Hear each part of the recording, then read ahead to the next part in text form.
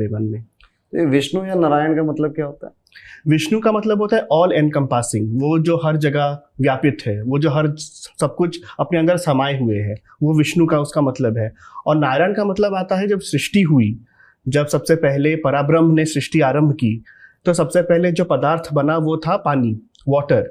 Water हर जगह फैला हुआ था, और पानी के ऊपर पराब्रह्म ने एक अपना रूप लिया, स्वरूप लिया, जिसको कहते हैं नर के रूप में लिया। तो क्योंकि पानी को कहा जाता है नर, और वो जहाँ पर उन्होंने घर बनाया उसको कहता है आयन बोला जाता है, तो नर और आयन मिलकर नारायण बनी। तो यहाँ से नारायण नाम का उत्पत्ति हुई। नारायण नारायण। भगवान विष्णु की हम बात कर रहे हैं, तो अभी हम ऐसी कुछ कथाएं जानना चाहेंगे जो कि हमारे पुराणों में लिखी हैं, और हम में से बहुत सारे लोग ऐसी कथाओं को नहीं जानते, उनके पीछे की मीनिंग को नहीं जानते। आपने बड़े अच्छे से बताया कि विष्णु का अर्थ क्या है, नारायण का अर्थ क्या है, और विष्णु नारायण की उत्पत्ति तो हम कह सकते हैं सनातन है। बिल्कुल, बिल्कुल। जब हम पुराण पढ़ेंगे तो वैष्णव पुराणों में कहा जाएगा उन्होंने सृष्टि शुरू करी। बिल्कुल। शैव पुराणों में, शिव पुराणों में कहा जाएगा कि शिव जी ने करी। बिल्कुल। वो मुझे लगता है कि मल्टीवर्स में कोई पहले आया होगा, किसी और दुनिया में कोई आया होगा, जैसे स्पाइडरमैन का हम देखते हैं। बिल्कुल। ठीक है, तो इट इज पॉसिबल। देवी आई होंगी किसी मल्टीवर्स में जो पहले आई होंगी, उन्होंने क्रिएशन किया होगा। हम विष्णु जी की क्योंकि बात कर रहे हैं, तो विष्णु जी की उत्पत्ति का कोई कारण या कोई ऐसी कथा हमें मिलती है पुराणों में?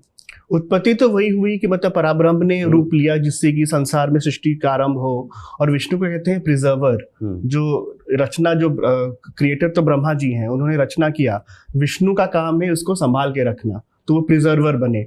तो उनकी उत्पत्ति का कारण वही। और शिव जी आए एज ए डिस्ट्रॉयर, जो एक नया ऑर्डर बनेगा जब पुराना डिस्ट्रॉय होगा, तो वो शिव जी की कहानी है। तो ऐसी तो कहानियां बहुत सारी हैं, लेकिन उत्पत्ति उनकी हुई जब वो अवतार के रूप में उन्होंने सबसे पहले शुरुआत आई, तो वो कहानी बहुत इंटरेस्टिंग है। उससे पहले विष्णु जी दिखते कैसे हैं, इसके बारे में कोई है कि उनके चक्र है उनके पास? विष्णु को तो बोलते हैं गदा, मतलब शंख, चक्र, गदा, पद्म, ये 4 चीजें उनके हाथों में हैं। चक्र होता है जो उनका सबसे बड़ा हथियार है, गदा होता है, कौमुदी की गदा उसको बोला जाता है, फिर पद्म होता है, लोटस बहुत उनका फेवरेट है, और उनको पद्मनाभन भी कहते हैं कि उनकी जो नाभि है वो पद्म जैसी है। तो ये सारी चीजें उनकी हैं, और शंख जो उनका बहुत फेवरेट है।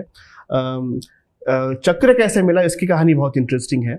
तो बोला जाता है कि जब विष्णु जी बहुत असुरों के साथ लड़ाई कर रहे थे और बहुत थक गए थे, क्योंकि असुर मर ही नहीं रहे थे, तो समझ गए कि एक ऐसा हथियार चाहिए जिससे कि उनको मारा जा सके। तो उन्होंने आके भगवान शिव की आराधना की, बहुत सालों तक आराधना की, शिव जी प्रकट नहीं हुए।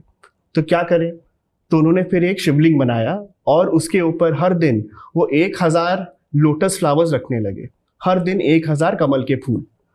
और ऐसे चलता रहा, बहुत साल हो गए। शिव जी को बहुत अच्छा लगा, तो वो प्रकट होने वाले थे। उन्होंने कहा एक आखिरी टेस्ट करता हूं मैं विष्णु जी का।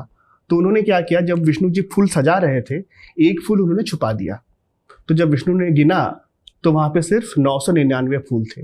तो सोचे कि अरे 1000वां फूल कहाँ गया, और अगर नहीं मिलेगा तो पूजा अधूरी रह जाएगी, इतने सालों की तपस्या भंग हो जाएगी। तो क्या करूं, सोचने लगे। फिर उन्हें याद आया कि उनके जो भक्त हैं उन्हें कमल नयन बुलाते हैं। इसका मतलब है कि उनकी जो आंखें हैं वो भी कमल जैसी हैं। तो उन्होंने अपनी एक आंख निकालकर लिंग के ऊपर रख दिया, तो वो था 1000वां कमल का फूल। तो शिव जी इतने प्रसन्न हुए कि वो वही प्रकट हुए। उन्होंने वापस से उनको हील किया और कहा कि तुम्हें जो चाहिए मैं दूंगा। तो वहां पे उन्होंने चक्र दिया, और इसलिए उस चक्र का नाम सुदर्शन है, क्योंकि वो दर्शन, आंखों से उसका रिलेशन है, तो उसका नाम भी सुदर्शन पड़ा। ये तो मैं भी पहली बार सुन रहा हूँ, काफी फैसिनेटिंग है विष्णु जी का वर्णन, क्योंकि हम अलग अलग तस्वीरों में अलग अलग देखते हैं, इसलिए मैंने प्रश्न आपसे पूछा। Very nice, very interesting.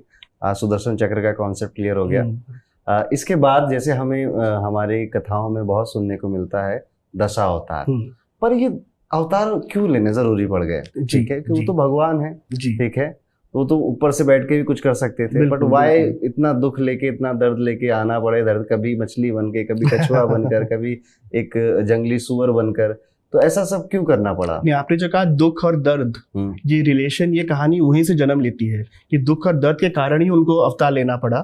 तो जैसे असुर और देव है, उनमें लड़ाई होती रहती थी हमेशा। असुरों के जो देवता थे वो थे शुक्राचार्य, जो उनके गुरु थे।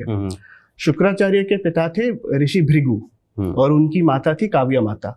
तो एक बार क्या हुआ कि शुक्राचार्य ने असुरों से बोला कि मैं जा रहा हूँ